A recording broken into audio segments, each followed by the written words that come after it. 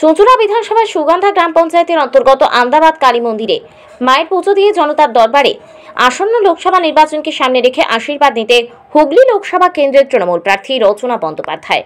কখনো তিনি গিয়ে দ্বীপ্রাহরিক আহার করছেন এলাকার সাধারণ চাষির ঘরে, সেখানে গিয়ে টক দই খেয়ে মন্ত্রমুগ্ধ রচনা।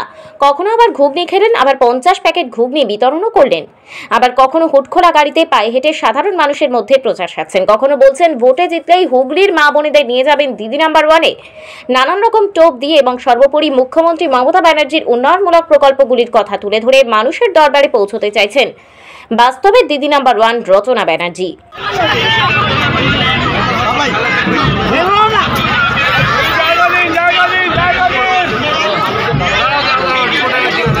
দাঁড়ান না দিদি, দাঁড়ান, একটু দাঁড়ান।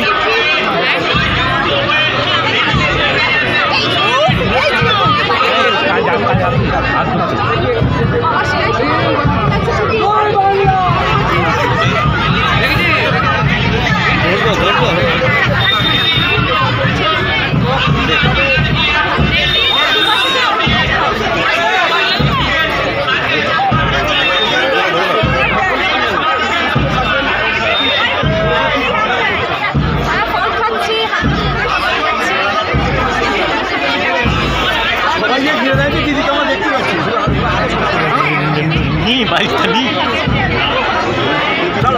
লকেট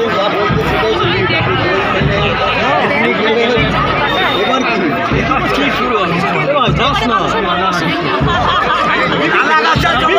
বিভিন্ন সময় বিভিন্ন পরিবেশে সিদ্ধান্ত মহাপাত্র বিজেপিতে যোগদান করেছে। তিনি কিছু বলবেন? সিদ্ধান্ত মহাপাত্র। জয় বাংলা।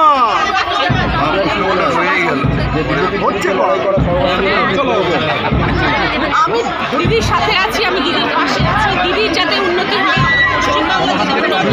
আমি তার জন্য লড়াই করছি। আমার খুবই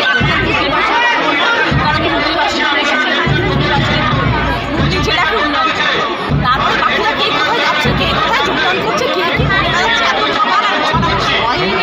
একটাই চিন্তা যে হুগলি লোকসভা কিভাবে আপনার দখলে রাখবেন, এটাই তো দেখা